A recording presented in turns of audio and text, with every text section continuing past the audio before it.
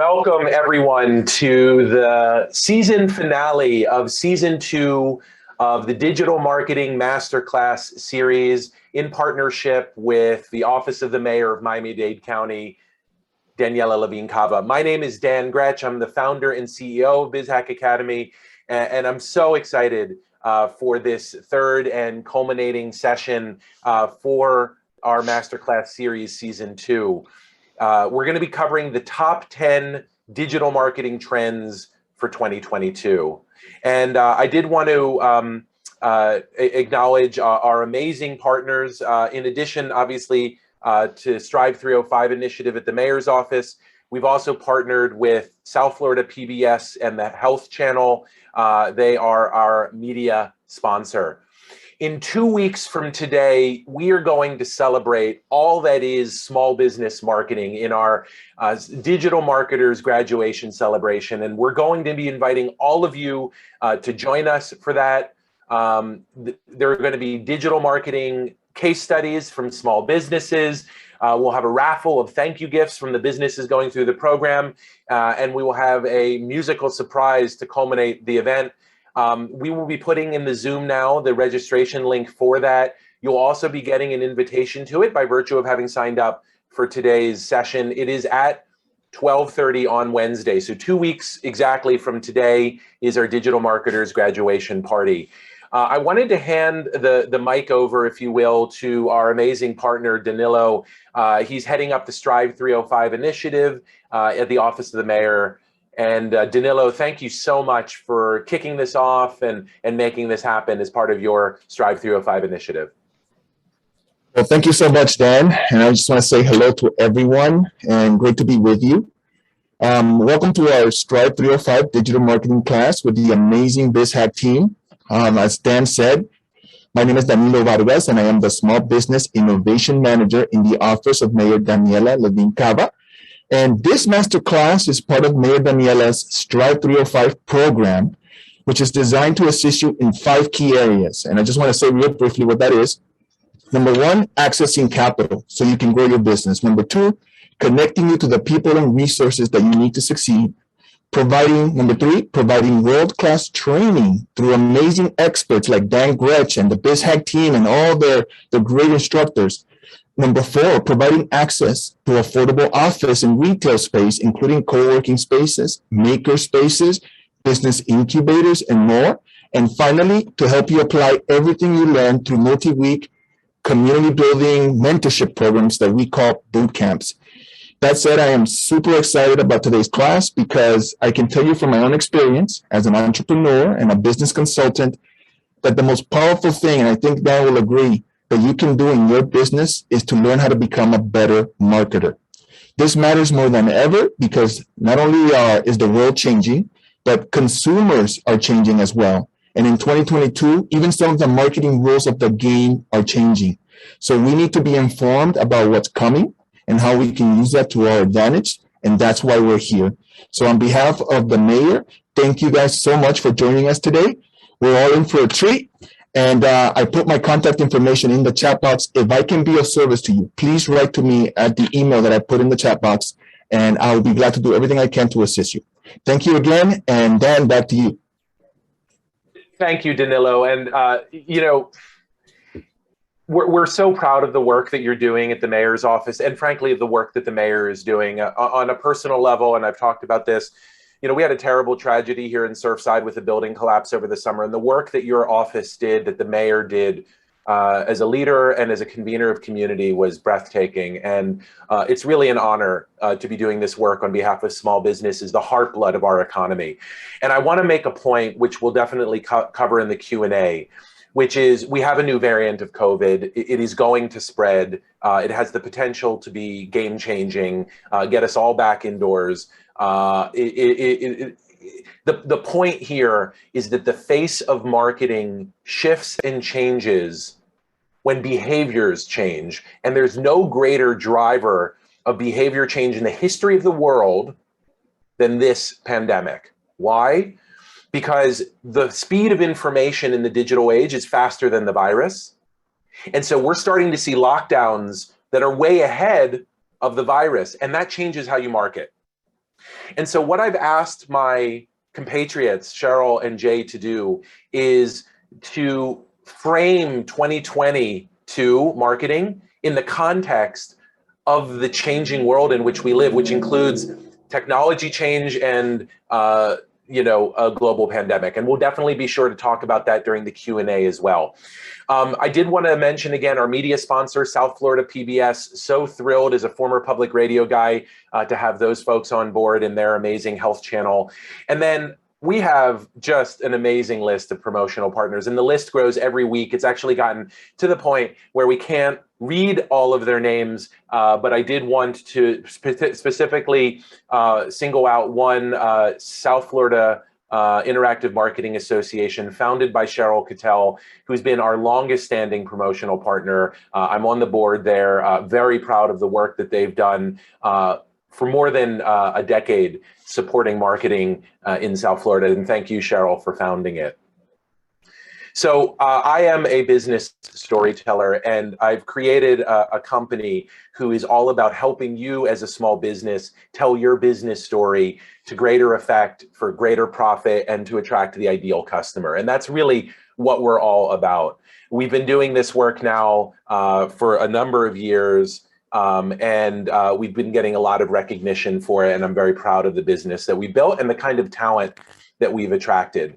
A couple questions that always come up: are we going to get the slides? Is there going to be a follow-up? And the answer is yes. We've developed a handout with the key takeaways, the top 10 digital marketing trends listed. So you don't feel like you have to be taking notes. You're going to be getting a link to a recording of today's webinar, which you're welcome to watch or share. You'll be getting an automatic registration for upcoming masterclass sessions, which restart in January. And we have an amazing lineup of masterclass sessions. You'll also be getting some information about the scholarship program that we run for minority and small and women-owned small businesses for our training, our paid training programs. And if you want to actually go ahead and apply for that scholarship, you can just go to bizhack.com/apply. And that application includes a free marketing consultation with me and an invitation to attend a class for free. The other thing is, because today is the last masterclass session before we kick off our January courses, we are also inviting you guys to stick around for a few minutes at 1:30 at the end of this session to learn a little bit more about some of our paid training programs that had such a transformative effect for many of the businesses we work with. So I look forward to talking to you about it. One is a lead generation course, and another one is a thought leadership course, and I'll be talking more about that soon. So on to the main event, the top 10 digital marketing trends for 2022. These are two of the top marketers in South Florida, and we're talking now for decades. Cheryl Cattell has more than 2 decades of digital marketing experience. She's sort of part of the OG of digital marketing. She's worked at the highest levels in multiple companies, B2B, B2C. She's founded 2 interactive marketing associations. She's a professor, a lead instructor at BIZHACK Academy, and a professor at FAU, University of San Francisco, UVA, Central Michigan. And more important than all for me is she's a dear friend, mentor, and guide. And she's the creator of the LinkedIn Thought Leadership course that we offer. Jay Berkowitz is an incredible mentor and friend, someone whom I've been watching with admiration for years now. He has nearly 3 decades of marketing experience with big Fortune 500 brands. He's also one of the best I've ever seen at explaining marketing in a way that's intelligible. And so it's really exciting to have Jay back. We had him as a featured speaker for BizHack Live earlier in the year. And he's written books. He now has an agency that focuses on servicing law firms. You should go to his website, 10goldenrules.com, sign up for his list, buy his books. He's phenomenal. Also a dedicated professor and instructor like Cheryl. Handing it back over to you guys, Jay and Cheryl, welcome to the Masterclass series, and take it away.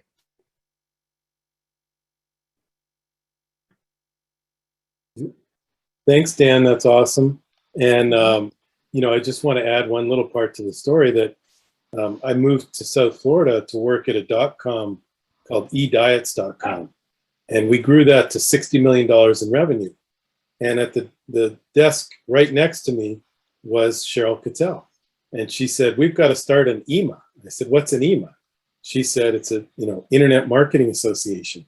I started one in Dallas, and we need one in South Florida. And so I guess I was the first person recruited, and Cheryl built that into a phenomenal organization. So proud to be friends for, I think it was about 18 years ago, Cheryl. So Exactly. friends for a long time, and very happy to do this together. So I'm going to kick off. We're going to talk about leading the trends in digital marketing and why it's so important. And so I don't think we need to tell you any more about us, but we did have some slides in there. Dan did such a great job. He should be our promoter going forward, Cheryl. We're going to talk about the top trends for business, how these things really affect business, marketing, and your personal brand. It's nice to know, like, hey, TikTok's really cool and the kids are watching it, but we're really going to talk about immediate business applications and how you can take advantage of these things. We're going to touch on things like cutting edge artificial intelligence, nano influencers, and chatbots. And I'm going to share with you Google's new secret algorithm that is super important, because when Google changes their algorithm, it affects a lot of Google products now. We'll explain how that works. And, there's actually one super hot trend that we disagree on. And Cheryl and I disagree on the next breakout social media. So please stick with us to the end, because we want to have a vote. We want you to help us break the tie, if you will, on that.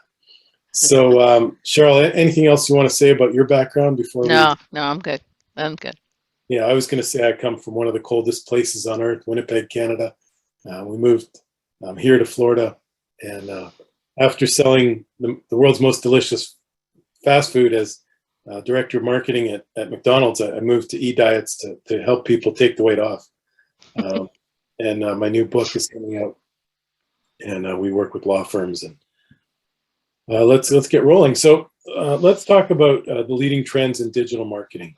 And this concept was actually born while Cheryl and I were sitting side by side at ediets.com. And it's one of my 10 golden rules, which is the name of my company in my keynote presentation, the 10 golden rules of online marketing. And we were sitting there at eDiets, and back in the days, Google was still in beta. Mark Zuckerberg was still in high school, and you would get these pop-ups. And so, you'd be on AOL and you'd get a pop-up. And then after a while, you started getting like 10 pop-ups or, 8 pop-ups. And the pop-up people, the guys serving the pop-ups, got really greedy. But this is a message about marketing opportunity. So when the pop-ups first came out, and we were on AOL and you got a special offer for AOL, you were clicking on that at a super high percentage, like 30%. And then when it became a mess, you hated pop-ups. Like, get rid of these pop-ups. I hate any company that pops up. And we were contacting our virus companies and our internet service providers, like, get rid of these pop-ups. So within a very short period of time, they went from a marketing perspective, 30% click-through rates, which was phenomenal because banners were getting 1 or 2% click-through rates, to becoming the scrounge of the internet. Like, make these go away. This company's evil. So you had about a 6-month window to get pop-ups, test pop-ups, use pop-ups, see if they could work for your business, and then the whole thing went away. And this is something we call lead the trends. Another example is that a relatively unknown, DJ in Miami started becoming the breakout star on Snapchat. And his name's DJ Khaled, and of course he's famous today. But nobody had ever heard of this guy, DJ Khaled, but this breakthrough social media called Snapchat, he was the guy on Snapchat, the guy. I mean, like, everyone would say, hey, if you want to learn how to do Snapchat, check out what DJ Khaled's doing.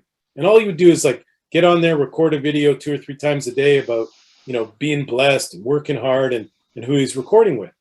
Well, next thing, this guy was doing health food commercials, and I don't think he's the most healthy looking dude, and commercials with Naomi Campbell in a Bentley, and he became this worldwide superstar, recording with like Jay-Z and going to ball games and with Drake and becoming a real rock star. So what's the moral of the story here? The moral of the story is when something new comes along and it's a breakout marketing opportunity, you got to jump on it, because that window is like 3 to 6 months. And so when like DJ Khaled became the breakout guy on Snapchat, he built a worldwide brand. Now there's something brand new happening in Google, and it's called Google Screen. And as Dan mentioned, we work with a lot of attorneys. We also work with like insurance companies, and this is a brand new thing that you're probably seeing as a consumer, and you call it Google Screened. Google calls it LSAs, or local service ads. But literally, Google's changed the look of Google for the first time in 5 years. And this is also available for plumbers, home service, air conditioning, financial planners, real estate agents. So if you're in any of these categories, the game's changed. The top of Google is completely different. These ads appear, these screened boxes basically appear above the ads, above the maps, above the SEO. And it's a game changer. One of our clients got 319 leads in the last 2 months. So how do you take advantage of this? And the question everyone's asking now is, like, most people have gone through the exercise to get screened. If you haven't, and you're in one of the categories I mentioned, I highly, highly recommend it. You're missing those 300 leads. But the question everyone's asking now is, how do I get in the top 2 boxes on a mobile phone, or how do I get in the top 3 boxes? And we've reverse engineered Google's secret algorithm, and I'll share it with you here today. The first thing is, you got to answer calls. Google is measuring how quickly you answer the calls, and you absolutely cannot miss a call. And whenever Google changes the algorithm in one area, it affects every other area. So here is my experience. Like when Google introduced YouTube, they bought YouTube. Anything you did on YouTube and SEO affected your overall website SEO. So I'm pretty darn sure that if you're not answering your phone calls from any internet source, Google's measuring that, and they're downgrading you in the SEO algorithm. Second thing, you need current reviews. So some law firms will have 500 reviews, but one of our clients is a brand new location, only has 50 reviews, but he's gotten those 50 reviews over about 3 months. He's getting 1 or 2 or 3 new reviews every week, and he's been positioned in the top 3 placements on this new Google Screen, and he's getting a ton of calls and a ton of leads. Number 3, 24/7 availability. If you want to play in the game, you got to tell Google you're available, and immediately get in the system and designate the leads. I love this lead. This was great. Or no, this was, someone, I'm a personal injury lawyer. Someone's calling me for a divorce lawyer, and say that I want to archive this lead. I don't want to pay for it. But you've got to give the feedback, because this is all done by artificial intelligence. Confirm your credit card can handle the budget. And when you make changes to your account, be patient. So I share this because when the game changes, and it's changing, like 30 to 40% of the clicks sometimes are going to those top 2 or top 3 positions. You got to get in the game. You got to take advantage of it. And when our client got approved in New York, they were the 5th personal injury lawyer approved. Now there's probably 5,000 guys approved. So it gets very, very competitive very, very quickly. Lead the trends, hop on the newest stuff. Over to Cheryl for Nano Influencers. Thanks, Jay. Oh, I love it. This industry changes on a dime, and that's what I love about it. If you love to continuously learn and grow, digital marketing is a place to be, I'll tell you. Well, let's talk about nano influencers. Now, when I talk about nano influencers, this is not celebrity marketing. These are normal folks just like you and me, leveraging the power of social media so that we can connect to the people that we have the most in common with. They're called niche audiences. So these are big fish in very small ponds. And they're used as bait to communicate a brand's message. So according to Wikipedia, in 2006, Blogstar was where this all started. That's where bloggers were paid on a per post basis. It got so big, this industry got so big that the FTC issued advertising disclosure guidance, and it's now legislated by the US government. So this is really big. So the example I wanted to give you in this case, these are people who are starting home businesses. These are the people that come to the office of the mayor to get help, right? This is a father-son duo who has a YouTube channel, and they do something called What's Inside. And so what happened is nope, not there yet, is they went to, Nike went to them and said, could you cut our shoes open and examine what this on a video? And so they did. I encourage you to go check it out. They got 3.6 million views and about 32,000 likes of a video cutting apart Nike shoes. So this was a way for them to communicate. And this is a home-based business, right? And Nike paid a pretty penny for this kind of exposure. Think what they'd pay for a Super Bowl commercial, for example. All right, another one that I want to give you an example of is a very little known country singer who released a song. His name is Walker Hayes. And his daughter, Lila, created a choreographed dance to go with the song. As I said before, not very well known. He's using and leveraging the platform of TikTok as a way to get in touch with people and tell them about his song. And Lila really brought the appeal for the dance moves. So in this case, why don't we go ahead and play it?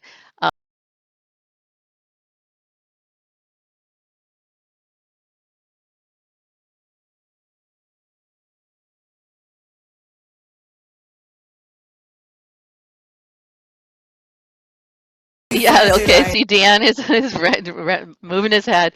So what happened is that this created a sensation and 50 million impressions. I mean, you know, the cut what's inside would love to have this kind of a viral effect. But 50 million impressions got the song noticed, not only by consumers, but there are some brands mentioned in the song. Why don't you go ahead and skip to the next one, Jay? Because along with Wendy's, Tesla, Applebee's, if you can pause it for a second, there you go, that's the one.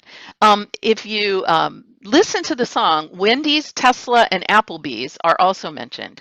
But what happened is it came to the attention of Applebee's, and as a result, they ended up paying Walker for the rights to use his music, and they made a commercial out of all the TikTok dances that were created. So as a side note, I want to say Applebee's had to put the Oreo shake back on the menu due to the demand that was generated by this viral little song by an unknown country singer and 50 million TikTok. So let's go ahead and look at the commercial.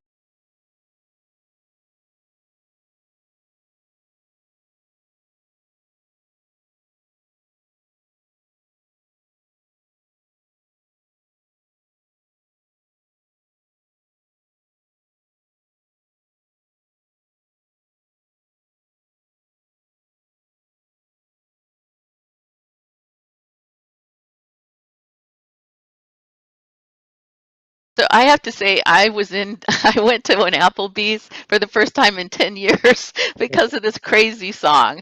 Anyway, in this case, the Nano Influencers launched a musician into stardom and commercial royalties. So back to you, Jay. Was it date night on a Saturday night? You had a bourbon steak and an Oreo shake? Well, Tony's a vegetarian, so no. Oh, shoot. I just love that line in the song. All right, well, next up, we're going to talk about chatbots and, you know, the interesting insight here. Now, I like to, you know, grab the strategy and then talk about the tactic and then talk about how you apply it for your business. So the insight is that artificial intelligence is now smarter than humans. And I'm going to make that case and explain how to take advantage of it. And I think we all first had that aha moment when IBM's Deep Blue computer beat world chess champion Garry Kasparov. It was 1996, but you know, for me, that was kind of like, wait a minute. I could see a computer could be better at checkers, but how could it beat the world chess champion? Because chess is supposed to be such a game of art and science and math. And so we start thinking, whoa, what's going on here? And then, you know, artificial intelligence in our everyday life and in our life, in search engine and marketing, is really changing the game because people are starting to search by asking Siri, Alexa, and Google Assistants, you know, questions. Like literally a search query is now a question and it's a sentence.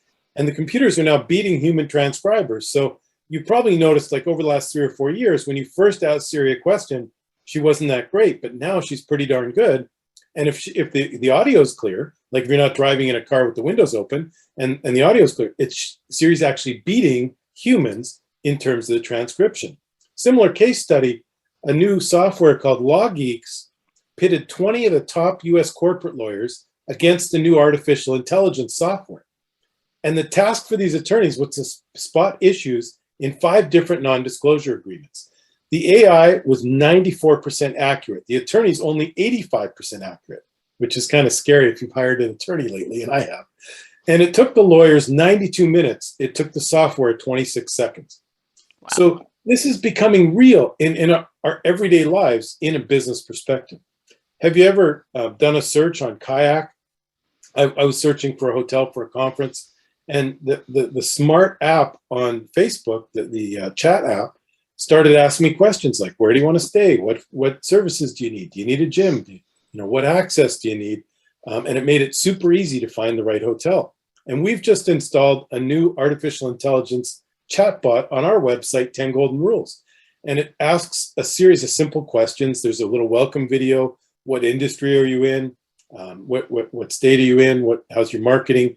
And it just walks them through this super easy funnel to find out if what they're looking for and answer their question much faster than a human can. We're just started testing it out, but it's working phenomenally well in some of our law firm clients.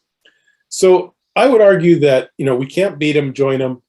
This technology is now faster than humans. And so there's a new Amazon robot just been released. It's $999. Maybe that's a Christmas gift or a Hanukkah gift for someone on your list. And you can check it out and start, that's kind of how I recommend getting into these things. Like we're putting the Intaker bot on our website to learn, to test, to get smarter, and then apply that to our customers. All right. Dan, are we going to wait till the end? I did see somebody raise their hand. Should we just keep going through? Because I know you've got a time. I think we're good on time. So why don't we go ahead and take the questions that are related to the item. Yep. So super easy. The question was what chatbot? It's called Intaker, and they're awesome guys to deal with. I'll be happy to make an introduction if you want. Awesome. Great. Okay. Moving right along. Just really quickly, guys, there's a Q&A button at the bottom.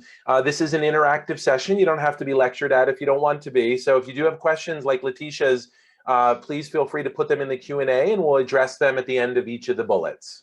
Perfect. All right. So next up is purpose, brand purpose. And I love this quote, by Simon Sinek. He wrote a book, and it was a while ago. It took a while for corporate America and for American business to catch up. But he said, people don't buy what you do. They buy why you do it. And this is really the center core of brand purpose. For the most part, organizations know what they do, and most know how they do it, but few people really communicate well or know why they do what they do. And this is what will make the difference between an average company and one that is wildly successful. For example, one of my favorite companies, and they're not perfect, by far, not perfect, but they definitely have their why clearly in focus, and that's Tesla. And their Tesla's why is to accelerate the world's transition to sustainable transportation. You also are seeing a huge increase in the number of B corporations. If you don't know what a B corporation is, please look into it. These are companies who are dedicated. They have to go through a screening process that their purpose in the world is to do good in addition to making money. So they have to be screened. They have to have the things in place that truly communicate what their purpose is and what it is that they want to do good in the world. There's even now B Corporation ad agencies, agencies that will work with no one unless they're a certified B Corporation. So, we're starting to see this build, and for example, Deloitte appointed their first chief purpose officer, and that person is responsible to make sure everything they do is on purpose. So I do want to make, yeah, you can go ahead. This is the Simon Sinek talking about the, what they do, how they do it, but then most importantly, that's the golden center is why. All right, so I do want to warn you and avoid purpose washing. And that is painting something as purpose, right? It's something that is purpose driven, but it's not heartfelt. It's a superficial categorization. It's people jumping on the bandwagon. And I'm telling you, consumers know it. They can smell it from 100 miles away. So please, if you're going to do it all the way. Yeah, let's take a look at this Dove campaign, which was designed to address self-confidence issues in young girls and women.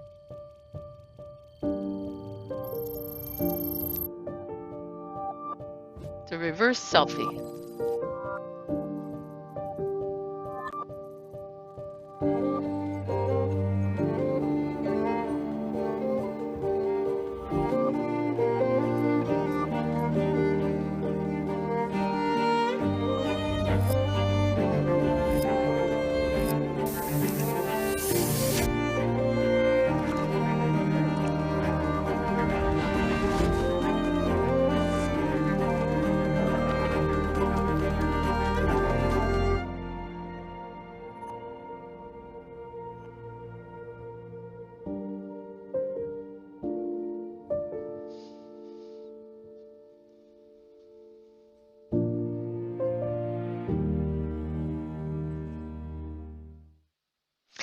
So in this case, they're not selling any Dove products. They're selling the reason they're in business, and they're providing resources to parents who probably should have a selfie talk with their kids before their self-esteem is completely destroyed.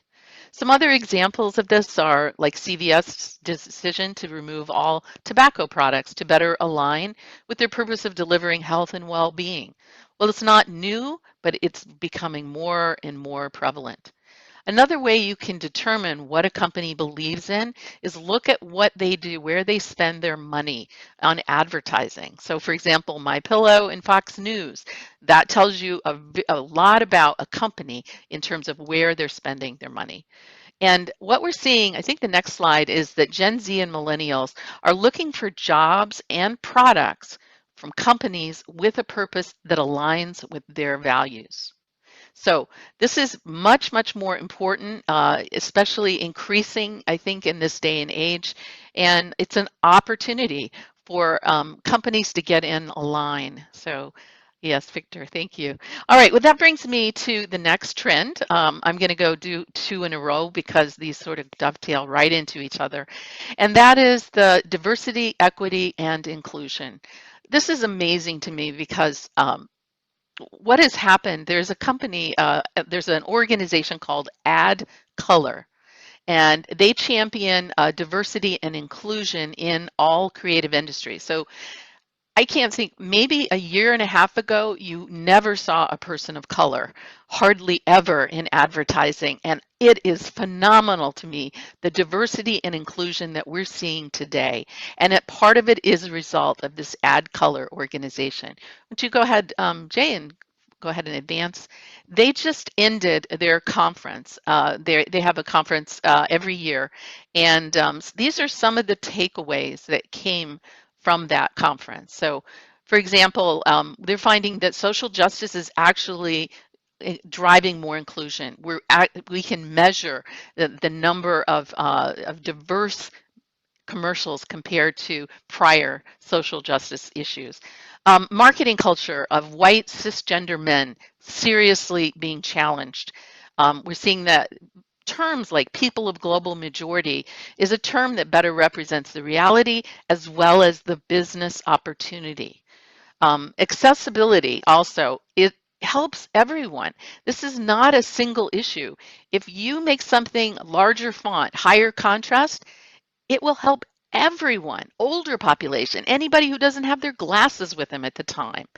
Easy open doors will help people in wheelchairs, sure. It'll also help the mom with the kids in tow, with their bags as well.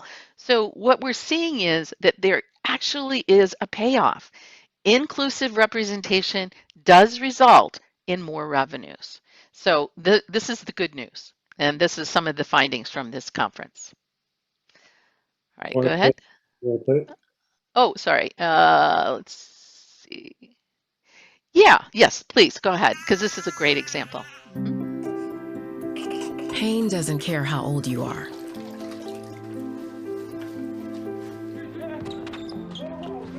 Or what color you are. Pain doesn't care if you live in a small town or in the spotlight. Pain doesn't care who you are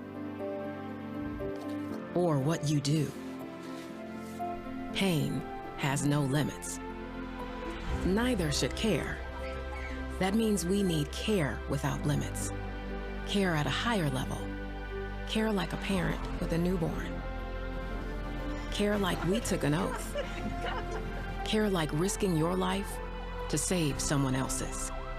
That means care that's strong, fast, and safe. That's care without limits. I want to share the results of this campaign because it does prove that being inclusive and diverse does pay off. This particular campaign, they saw household penetration grow by 5% in 2019 when this was running. And in that category, it's unheard of. And even more important, 57% of the household penetration growth was in Hispanic and African American households. So the money is there. It does make good sense, business sense. All right, back to you, Jay. Want to touch on this one too, Cheryl? Oh, you got me on this one. Okay, sorry about that. Yes. So Sephora is, this is just wrapping up. What Sephora did is they put their employees where their mouth was, and they actually uses the diversity. So this is not just a stock photography or something the ad agency put out. They went into their stores and brought in employees and started using them in their advertising. So this was more than an ad campaign. This is their hiring decisions. And again, Sephora's been wildly successful. So thanks. All right, I touched on this a little bit earlier, and here's the reality of it delivered to your cell phone. The way we're searching now, we're asking questions. We're asking Siri questions. We're asking Google Voice questions. And the way it's delivered is if you're the best answer to a question, you come up in the search results. So let's talk about some of the strategies we're using with some of our clients to take advantage of this new trend, and also the new way Google's rebuilt their algorithm. So all of our clients now, we're shooting question and answer videos, and we're using these videos, optimizing them on YouTube, and then we're rolling them out throughout the website. So this was a fun one. Jeff McDonald explained, if I'm injured while my spouse is driving, can I sue my spouse? And his answer was, no, are you crazy? Don't sue your wife. But you can sue her insurance company for your injuries and the damage to your car. But, on a more serious note, like, we're answering questions that people are asking in the form of a video, and then that video is going on the website for SEO purposes. And then we're also using that video throughout all the social media. So it becomes very, very cost effective. We've got a YouTube video, we've got a social media video, we've got SEO content, search engine optimization content that's literally asking and answering Google's questions. We're creating whole sections of websites with these questions and answers. And then we do what I've been calling for years, cascading content. So the video initiates the cascade. So like a river flows down and becomes a waterfall, and several little smaller rivers and tributaries and little pools of water, the YouTube video starts the cascade. Then the video is added to the website on a blog. We can send out those questions and answers in the monthly MailChimp newsletter. And we can drop that video on Facebook, Instagram, LinkedIn, Twitter, and very importantly, Google My Business, Google Maps, and on a podcast or any audio content as well. So it becomes very organized, very easy, very cost effective. And here's how it looks in the Google search. You probably started noticing that almost every search now includes people also ask. So Google's literally putting the questions that people are asking. What's the best MBA in Boca Raton? Does FAU have a good MBA? Does FAU have a good business school? And Professor Cattell is teaching in the MBA school at FAU. And when you click on people also ask, you see that FAU has the best answer to that question. So there's the opportunity to ask and answer questions in your content, in your blogs, in your videos, in your social media, and you get rewarded when Google says you have the best answer to a particular question. And this is like super amazing, brand new technology where we can actually fill in the search auto suggest. So somebody searches personal injury attorney, CONN, and our client actually comes up in the search result, and you see their website, their 3 of their 5 locations in the 3-pack of the maps, their Facebook page. Super powerful, super cutting edge. We're going to have to go through that after the fact if you want to learn how to do that. Next up, Cheryl's going to touch on video. Right. So kind of leveraging off what you were talking about, Jay, video first is something that a lot of agencies and a lot of inside marketers are starting to think, starting with video, right? Because video will outperform all other media. We know this from all of the BIZHACK research that's been done with the Digital Marketers Edge course. We also know that live events will outperform a canned video by 7 times in terms of engagement and 24 times more comments. So what we're seeing is long form video is really at the core of almost every marketing campaign, digital marketing campaign for sure. And then other campaign components come or derive from video elements. For example, some of the things that Jay was saying, but you can start with and create your content, and then it can become an article. You can actually transcribe, take the transcription of that video and just make a few tweaks, and now you've got a long form article. Short videos, little edits of the bigger video, you can turn those into TikTok or Instagram Reels. There is a company called Repurpose that will take a very long, like a 1-hour event like this, and cut out small snippets that you can then repurpose. I think, Jay, don't you use them? The Repurpose House is the Repurpose House. Thank you. Right. So, and here we're only promoting the things that we use ourselves. So, your script can become articles or a blog post. Your still shots. You can take still shots of a video, and that can become a social media post, a static one.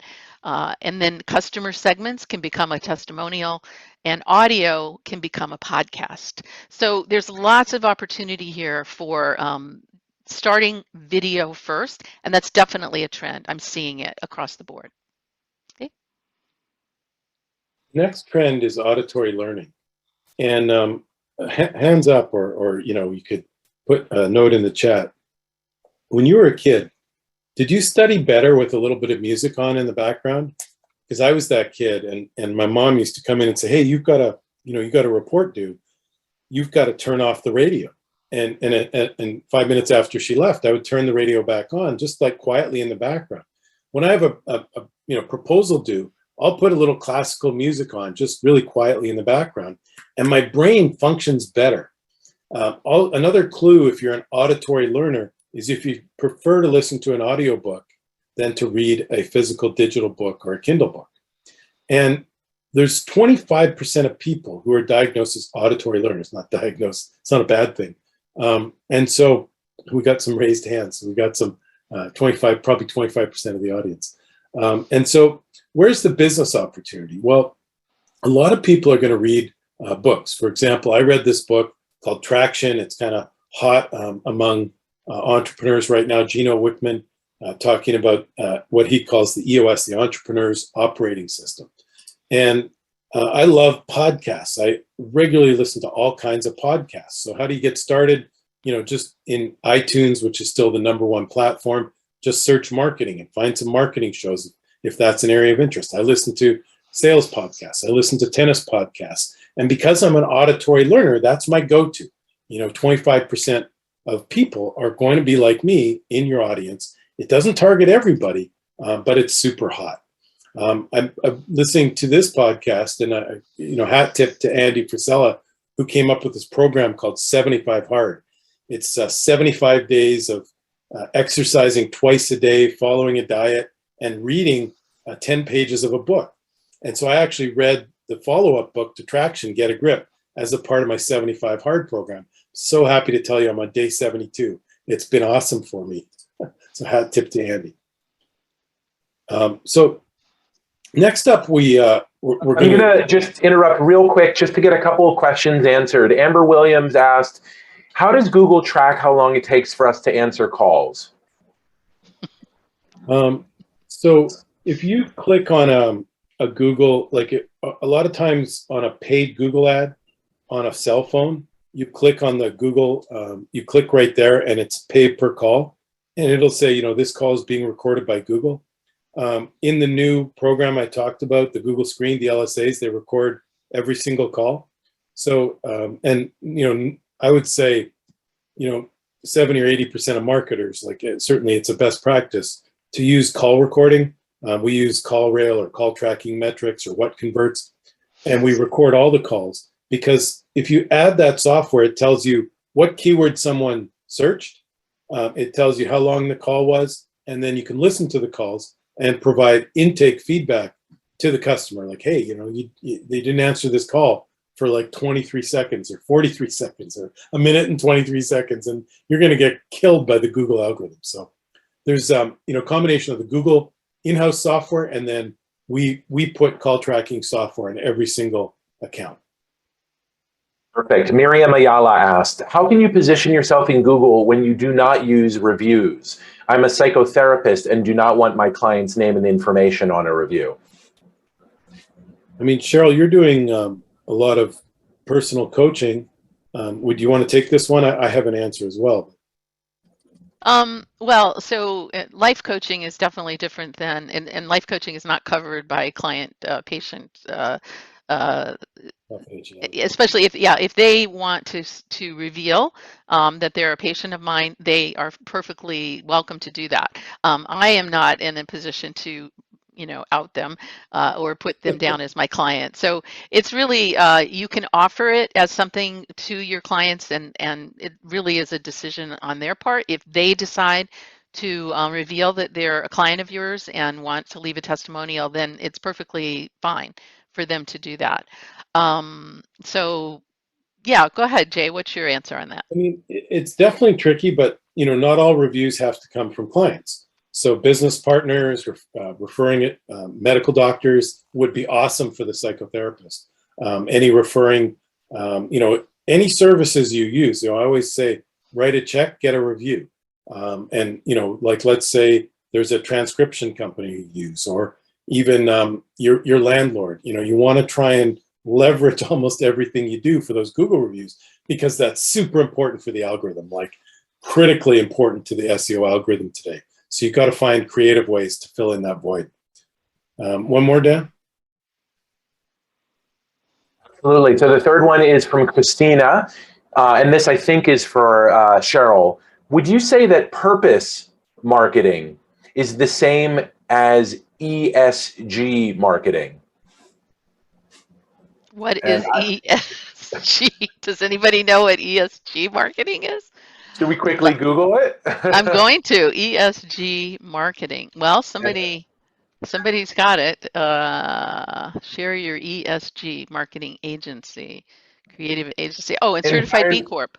So environmental, yes. social governance. So you can decide what it is that you are that you want to have as your purpose, and so ESG can definitely be one of your purpose. It can be environmental, it can be humanitarian, it can be social justice. So the B Corp is not just one particular category. It's just saying that you have something that is more than making profits, more than paying to your stockholders. So you can choose any of those topics. Yeah. I haven't heard that term, but yeah. Yeah, I'd like to add to this. Your purpose can be anything that motivates you and makes the world a better place. And so, for instance, my purpose in life is to help the underdog. And I define the underdog differently depending on what kind of work I'm doing. When I was a journalist, it was the immigrant or the poor person. Now that I'm a business owner, and I do training, I train the small business, the underdog of the economy. So that is purpose-driven work, but it's definitely not ESG. So ESG is sort of a subset of the many different types of purposes that you can have and that you can manifest in your business. With that, we have two more amazing tips. Number 9, the new social media. And I think, excitingly, this is the one where we're going to have some disagreement. So let the fireworks begin. Yeah, I'm going to argue about what I think is the hottest new social media. And Cheryl is going to wrap up. She gets to go last, of course, with what she thinks is the hottest new social media. And, I start out with the story of Google Plus. And Google has actually failed at a lot of things. And they, spend millions and millions of dollars on building whole new products. But they built this thing called Google Plus, which was supposed to be their social media network and take on the Facebooks and the Instagrams of the world. And they failed and they shut it down. But I would argue that they moved on to a business-to-business social media, which is now the most important business-to-business social media.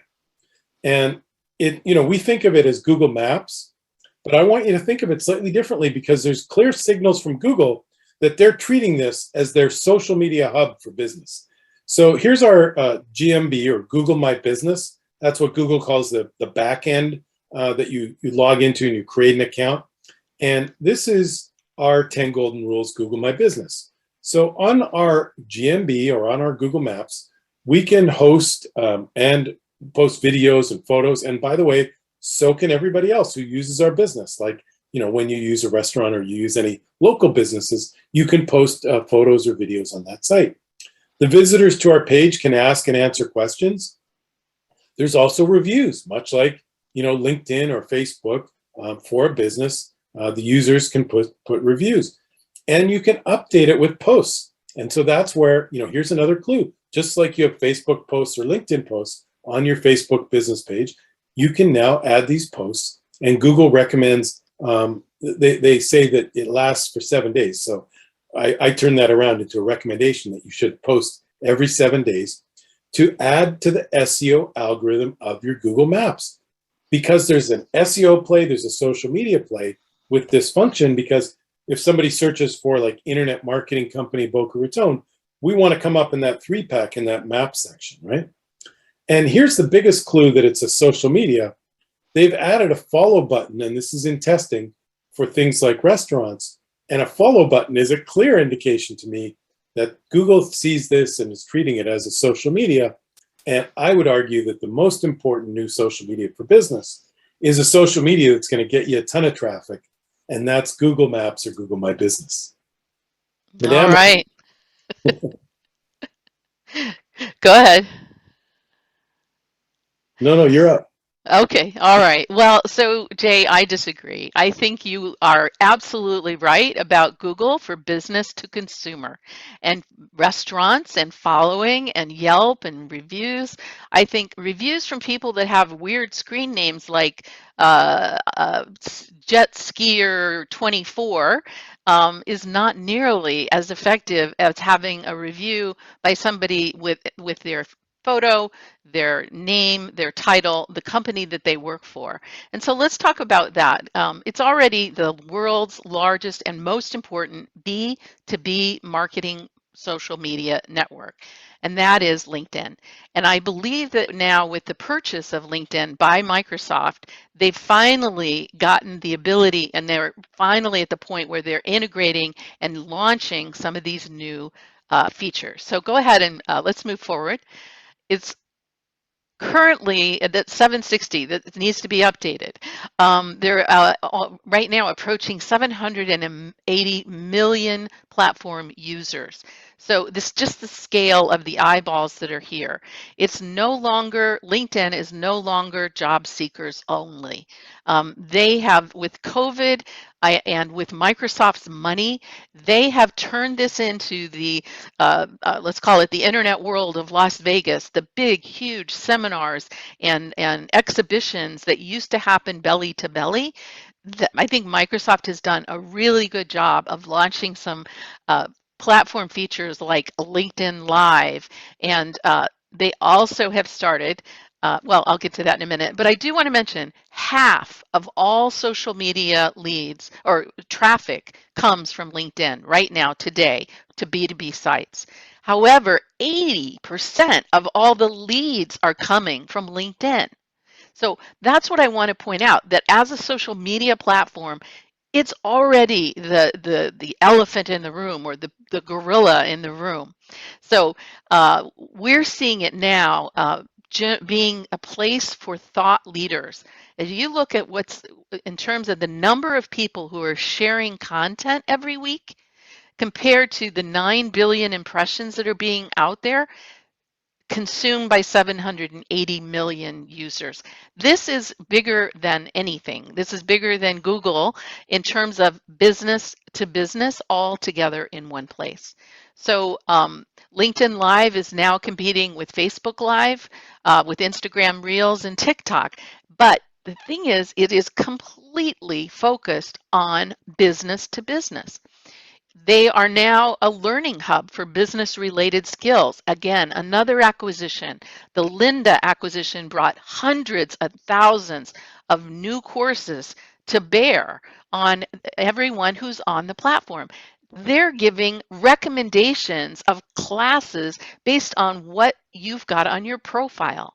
This profile that they have on every single of all the 780 million users is more powerful than anything that Google has just on businesses. These are on the people involved in the business. So let's go ahead and move forward. I think I have another screen here. Yes. So when you look at digital ad spending compared to some of the traditional things like magazines, directories. Remember the directories where you had to be, if you were B2B, you had to be in the directory? Not so anymore. Out of home, radio, TV. This is B2B ad spending. Look at that line. Crashing down, partially due to COVID, but also we're seeing it being picked up, the volume being picked up by digital marketing outlets. And one of the biggest ones, representing 33% of all display ad traffic is, or dollars spent, is LinkedIn.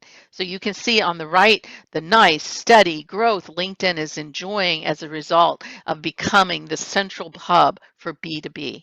So it's really an opportunity. So I think is there one more about recruiting and training? Yes. Here's where I was talking about. Just tell me what education platform has access to be able to look at everything you've done, all of the skills you're proposing you have, and then offer you custom-made, tailor recommendations on classes you need to take. I mean, this is a game changer, in my opinion. This is the thing that I think is going to make LinkedIn the next social media for B2B. And I don't think, Jay, that Google stands a chance. Awesome. Well, we'd love to hear from you all. You can comment in the comments or ask some questions. Dan, I see a couple folks raised hands earlier on, Annette and Melissa. I don't know if you want to get to them, or we could wrap up quickly and then do that. Well, what I would say, and can you hear me okay? Yeah. Perfect. What I would say is, first of all, you're both right. I would say the two biggest changes. You gotta pick a position. I know. Well, I'll say this. The two biggest changes due to COVID are the preeminence of Google My Business as a fundamental part of your marketing and SEO mix, and its conversion from a pure kind of listing maps to an SEO play, driving traffic, and even being a social media platform where you can post, post things. And then on the social media side, the fundamental immorality and poor governance of Facebook has left wide open an opportunity for a space in social media that is less insipid, combined with the taking away due to COVID of almost all of the marketing channels for B2B, which tended to be face-to-face or in-person or trade show or networking conferences.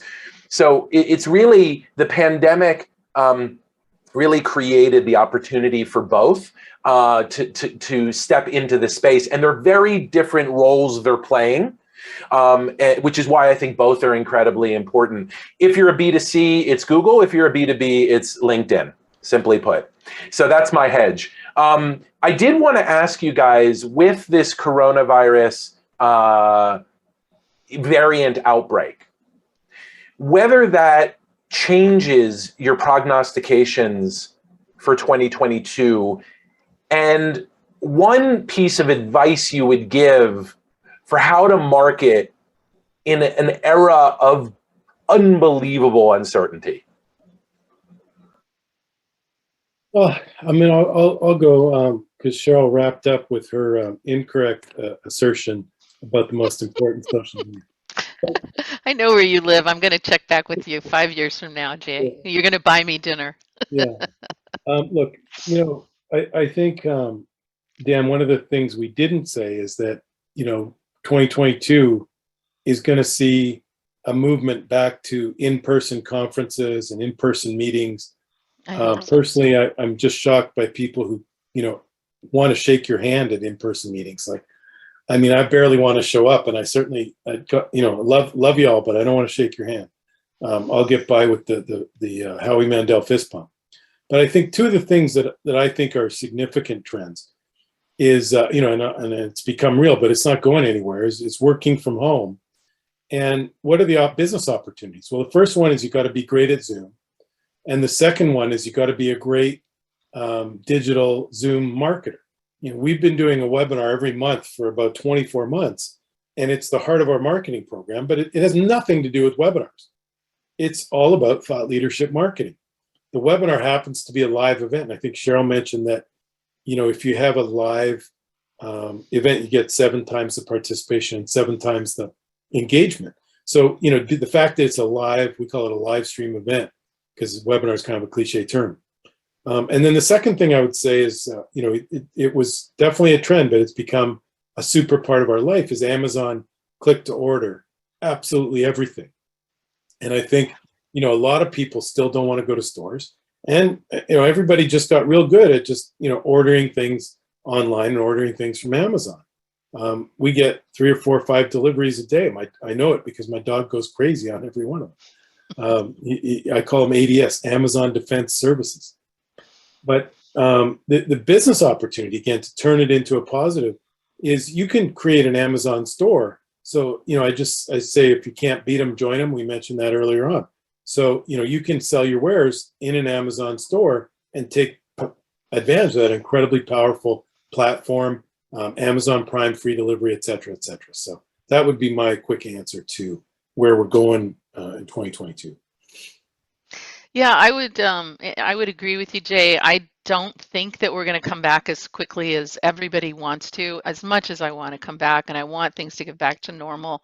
I think that this challenge is really going to be with us for a while. I'm not sure what the meta message is or what the message is from the universe, but I do know that every single hardship, every single adversity, usually you come out of it with some big winners, some big learnings, an understanding that hopefully can make us all better people.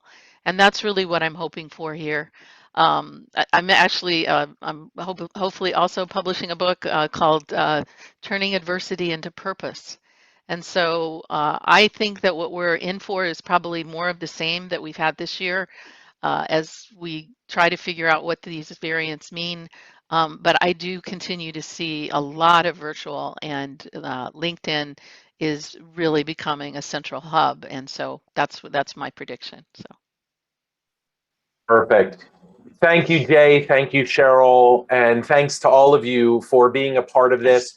We're going to transition now into a quick info session about some of our training programs. So I'll jump into that. But before I get to that, Danilo, thank you again for the mayor's support of this amazing program, and really excited to wrap up season 2 and have an amazing season 3 in store. As a reminder, as a thank you for you guys coming today, you'll get a handout, a copy of the recording, and invitations to future masterclass sessions. So thank you so much Jay and Cheryl, happy holidays, happy New Year, and really appreciate all that you're doing on behalf of small businesses in South Florida and around the country. Thanks, Dan, and thanks, Cheryl. Great to be a part of it. Yeah. Thank you so much, everyone. So I'm going to jump in now, and feel free to stick around, guys, if you'd like to learn a little bit more about the training programs that we offer. Our goal for this session is to talk to you about the proven processes for lead generation and thought leadership that we use for small businesses in these programs. I'm going to share a couple of case studies of companies using these proven processes to attract their ideal customer. And I'm going to also talk about our scholarship program for minority and women-owned businesses, as well as nonprofits. So as many of you guys know, if you've been to these sessions before, our mission is to teach and coach purpose-driven small businesses to grow using digital media so you can achieve freedom. And I want to take a minute and talk about this idea, purpose-driven. What does purpose-driven mean? I saw that someone raised a hand, and Lilia, feel free to give her access if she wants to ask a question. Hi, Annette, welcome. And you can unmute. While you're unmuting, so what do we mean by purpose-driven? Well, we mean companies where the owner loves what they're doing, where what they're doing is something that the world needs, where you get paid well for doing it, and where you're uniquely qualified to do that work. And we call that the business story quadrant. And it's really when you find that magical combination, sometimes called the hedgehog concept or the ikigai principle, when you find that magic place, that is when you have a small business that's on fire. And those are the types of small businesses that we coach, and those are the types of small businesses that we help grow. And two examples of purpose-driven small businesses that have seen success in the work that we do. One is a B2C company. This is a mosquito company called Mosquito Joe of Miami. We were able to help them reduce their cost per lead from $300 to $75, and to help them generate 10 times more leads. As a result, Yoel is now nearing $3 million a year in revenue and is one of the top 5 franchises in the country. Meanwhile, on the B2B side, we work with more than half of the companies we work with are B2B companies.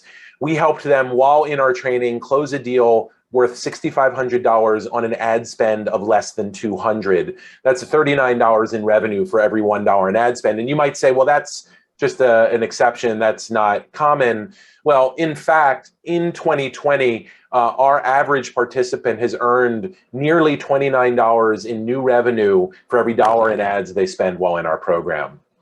But even more important, guys, than the immediate ROI on the ads that they run in our courses is we give business owners confidence on what is usually an area of deep insecurity.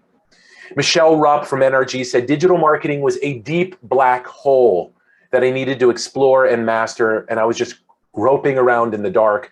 Now I have a game plan and feel confident. And that's really what we're all about, is giving you a clear, proven process, a game plan, so that you can feel confident in running that aspect of your business.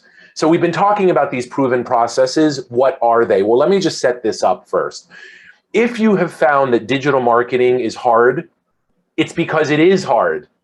This map from Gartner is an actual map of all the different areas that a Fortune 500 company needs to understand and master in order to be able to market.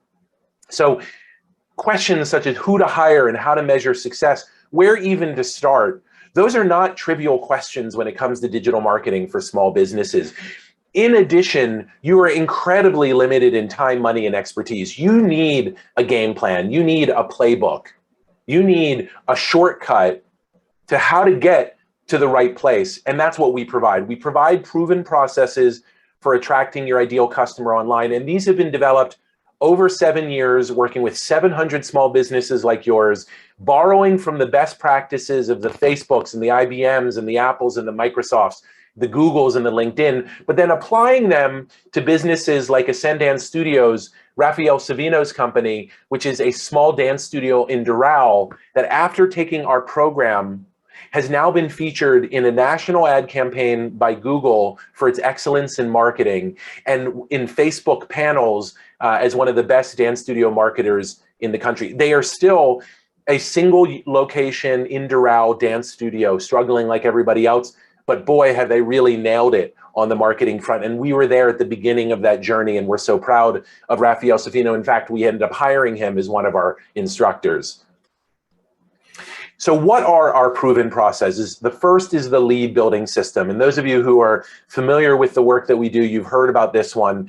The lead building system has your foundation, the pillars, and the steps. And the foundation is your business story, that business story quadrants, that place where purpose and world need meet. That's where your business story is. It's your core values and your core purpose articulated. And what's awesome about articulating this as a small business is the owner's core purpose and core values are unique to him and his company. It immediately differentiates you from your competitors. So people always say, what's your value proposition? What's your unique selling proposition? What differentiates you from your competitors? The answer is your business story.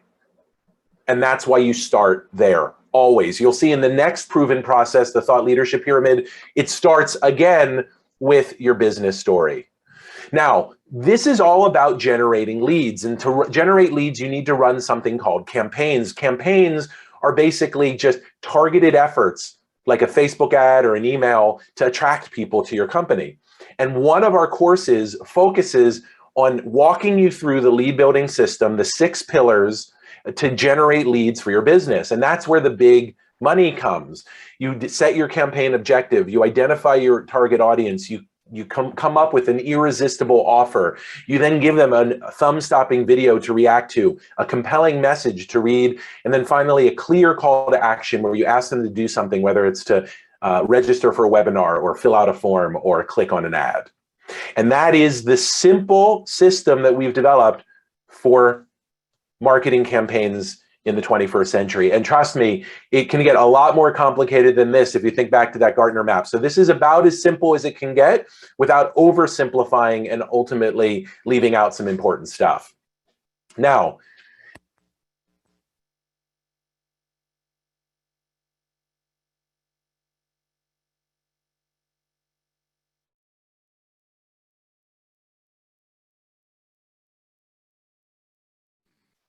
Dan, I think we lost your audio. thank you. So thought leadership, right, is about presenting yourself as a leading voice and thinker in your industry. And if you're interested in promoting your B2B business, if you're interested in promoting your consultancy, if you're interested in getting a new job, you need to present yourself in this 21st century world as a thought leader in a subject of interest. And a lot of people think that thought leadership is a simple thing to identify, what to focus on and what to talk about, and we have found that it is not. In fact, we've developed this pyramid, which has 6 levels to get you from the foundation, which is your business story, your those quadrants we talked about, to knowing who your ideal customer is, helping get discovered by that customer, entering to the fray and talking about beginning to engage on that topic, taking a stand on the news of the day, and then finally getting noisy about your thought leadership focus. And that truly is the step-by-step process that we walk you through to become a thought leader in your industry. Now, a lot of you might be asking, am I a fit for BIZHACK? These are the types of small businesses that we like to work with. We want you to have 1 to 50 employees. We want you to have a proven product market fit. In other words, we don't want you to be a startup. We want you to have experience selling and a proven market for that product or service. We want you to be purpose-driven. We want you to be growth-oriented. We love serving minority and women-owned businesses. Our ideal customer is more afraid of the status quo than change, and you're looking for a simpler way to grow. And that's really what we're all about. And I see that Pauline Villiers had her hand up if she wanted to ask a question. Feel free to unmute. I wanted to go through a couple of case studies to show how this works in practice. And the first one I'm going to start with is a COVID case study, Shakira Johnson. Shakira Johnson was a very successful PR and events professional. She was a busy mom of 3, and she had been doing work on her side, which was the OMG Tea Party. And this was just like a side hustle, a side gig, something that she enjoyed pre-COVID. And then when COVID happened, she got terribly sick, nearly died, and realized on her deathbed that the OMG Tea Party was what she was most passionate about. And she wanted to turn this into a brand with apparel and that is uplifting and empowering for women and girls. So her first step was to come to BIZHACK to figure out how do we get traffic to her website for this new brand, Loved by OMG. And she's not a big fan of social media. A lot of our business owners are reluctant social media users. They recognize that they can't grow their business without it. And so they turn to us to help them make the best and most valuable use of their time on the platform. And so her solution was to drive traffic to her website using ads.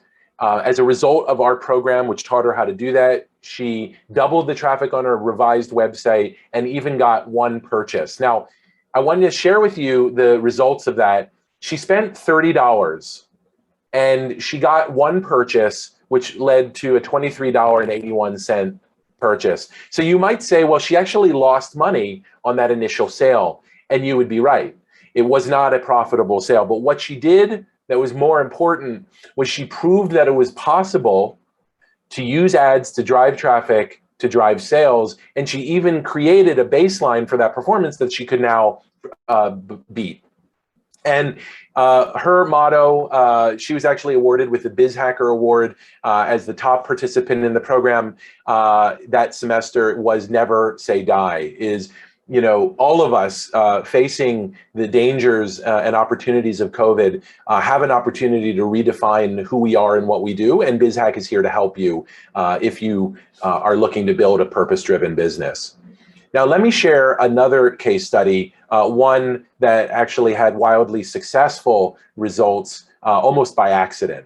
This is the story of One World Learning Center. Antoinette Patterson is the owner, and excuse me, wrong way. Antoinette Patterson is the owner. And the beginning of this story starts with tragedy.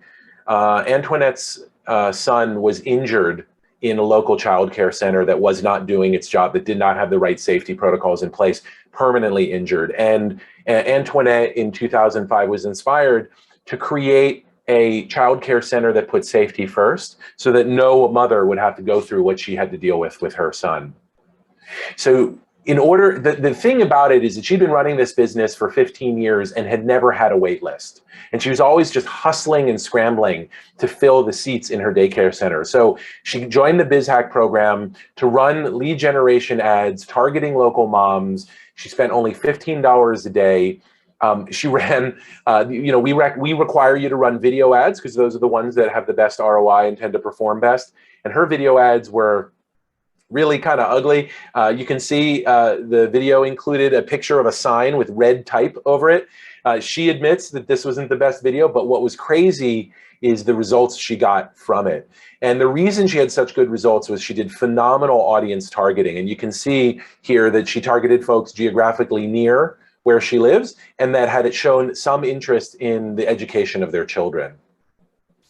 Her ad spend in total was just $203 while in the program. She reached 5,000 people and generated 31 leads for a cost per lead of $6.55.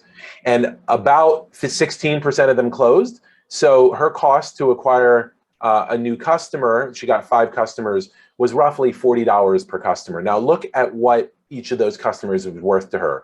If it's an infant, it's worth to her $15,000 in profit over the 3 years. If it's a 2-year-old, it's worth $11,000 to her. So when you do the math, she made $64,000 in lifetime value on a $200 ad spend. And that is a 317x return on investment. For every $300 for every $1 in ads, she was generating $317 in revenue. This is definitely an outlier. It's actually one of the most successful cases we've ever had in BizHack. But what it shows you is that anybody can do this, right? Antoinette will admit that she is not a digital marketer. She doesn't really know how to make a video. She did it herself nonetheless. And with our guidance and through our proven process, she was able to get truly life-changing results. And now she has a consistent wait list for her programs. And this is our goal. Our goal is to give you these kind of breakthrough results, like we talked about with Yoel Gutierrez, who was able to generate $30,000 on a $1,000 ad spend. In the education sector, we were able to generate $1.39 million in additional revenue over the 8 years for this school, the San Jorge School in Mexico. For a dental office, with a $2,700 ad spend, she was able to generate $150,000 in new sales. These are the kinds of life, career, and business transforming results that we consistently get, and that gives us our reason for being and motivates us every day to do better. And in the end, what we're all about is championing you, the underdog, so you can thrive. And we want to give you the power to pick your customers, to choose the pace that you grow your company, and ultimately to achieve that freedom that you started your business thirsting for, but often we feel chained to our company because we don't have enough leads and sales coming in. Now, the way we get these results is we believe in the methodology of learn by doing, which is you are actually running real campaigns in real time while in the program. There's nothing theoretical about what you do. Our motto is earn while you learn. Run real campaigns targeting real people with one-on-one coaching from experts and support from your peers. We also work really hard on giving you an enhanced marketer's mindset. So it's not just about the skills that you need to run an ad or to post on LinkedIn or to establish your thought leadership focus. It's also about having your mindset ready to be a marketer, ready to recognize that there is no perfect, there's only done, there's only progress when it comes to marketing. And a lot of our business owners tend to be extremely type A. And this is actually the hardest part of the curriculum for them to really learn and understand, which is how to accept constructive failure and learn from it. Because nobody gets it right on the first try. So as part of the course, you will get a certificate that is widely recognized across South Florida. And you will also be part of a money-back guarantee. And basically what we say is if you show up and do the work and you don't feel like you got the money's worth in the investment, we will give you 100% of your money back. We believe that much in what we do. And we also want you to feel comfortable investing in us. Now, a lot of you are interested in the scholarship program that we offer. It's for entrepreneurs of color, women-owned businesses, and nonprofits. If you're interested in applying for that scholarship program, go to bizhack.com/apply. We have given out, and I'm very proud of this number, more than $250,000, more than $250,000 in scholarships since COVID began. And this is 100% due to our commitment to the BIPOC community in response to the Black Lives Matter and the consciousness raising that gave to all of us.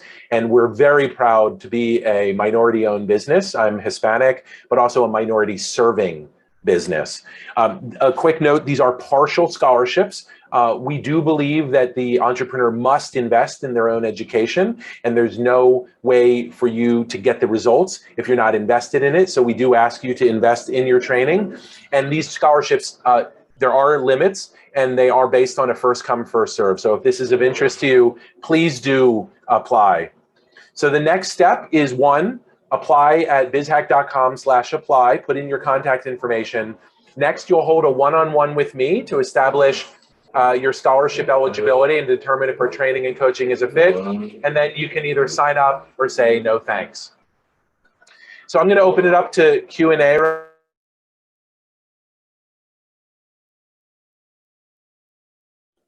So the question from Ruth Ann Smith is, has the program changed since Facebook has lost some respect? And I would say not only has it lost respect, but it's actually lost some users as well. The truth of the matter is that Facebook and Instagram still represent 80% of the US population that's online, and they have actually been more effective, not less, over the last year in helping to generate small business growth. So what does that mean? That means we're watching them closely. I believe that they are not acting as a morally sound, purpose-driven company. They've done a lot of bad actions, but they also are the builders of a tool that has allowed many, many purpose-driven small businesses to survive and thrive during COVID. And as long as they are a tool that works for you, we will continue to teach how to use them. And the second they stop working as a tool for growth, we will abandon them like a hot potato and move on. One of the reasons that we did our thought leadership course on LinkedIn is because LinkedIn, as Cheryl talked about, is an up and coming social media platform, particularly for B2B, and in many ways has made a lot of different choices than Facebook that's allowed them to be a much better environment for doing business, in our belief. So we definitely now have a course on thought leadership on LinkedIn, which is really what that platform is best for. Any other questions? Feel free to type them in the chat. And again, it's bizhack.com/apply. I'm going to share a couple quick questions that we often get. There's a lot of people who say, I'd much rather hire someone to do this. Why bother learning it? The quick question, the key question that I would ask you is, who do you hire? What do you want them to do for you? If you don't have crystal clarity on that question, what is your growth strategy and who do you want to hire to help you execute it? You need BIZHACK, either our coaching or our training programs. The biggest mistake that we see in our small businesses is what I call random acts of marketing. Throw the spaghetti against the wall and hope it works. Hire a social media person to post online. And you know what? You spend a lot of time and money. You're putting up blog posts, no one's looking at them. You're putting up social media posts, there's no engagement. And it's not actually driving the bottom line of your business. That's your fault.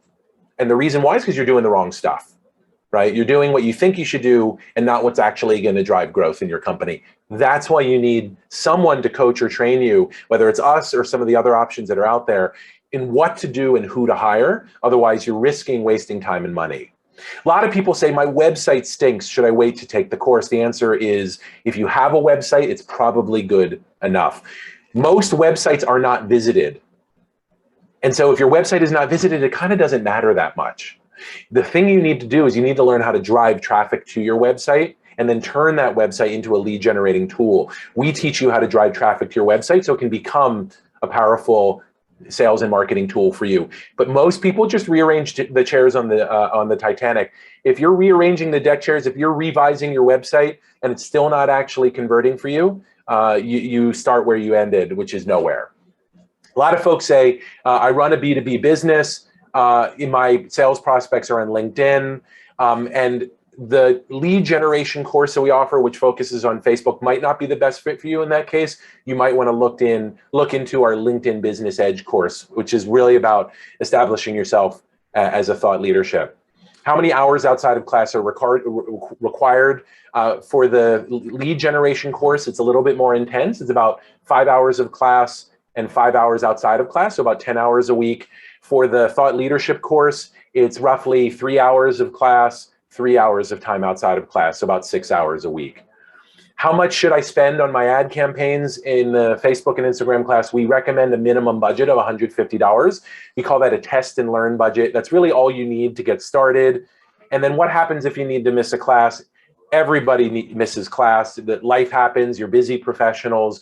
All the classes are streamed live online, and they're all recorded for later viewing, so that if you do have to miss a class, no problem. You can just watch it at your convenience. So with that, I want to say thank you so much for sticking around, for being a supporter of our masterclass series. I did want to encourage you again to apply for our scholarship program and to schedule a one-on-one with me. And right now we're facing the emergence of a new variant of COVID. And in other words, this pandemic, this crisis is continuing. And the Chinese characters for crisis has two characters in it, one representing danger and the other representing opportunity. we all see the danger to our businesses, to our livelihoods, to our lives that COVID represents. My message to you, the message from BIZHACK, is grasp the opportunity, and we're here to help. Thank you so much for your time and your interest and your support. And I look very forward to working with some of you come January 10th when we kick off our next Digital Marketer's Edge course. Thank you so much, everybody. Thank you, Danilo and the mayor's office for all of the great work. And we look forward to seeing you guys in our graduation in 2 weeks, in our course starting in January, and of course in the Masterclass Series Season 3, which kicks off in January as well. Have a safe and happy holidays, everybody. See you out at Art Basel. Take care, everyone. Thank you so much.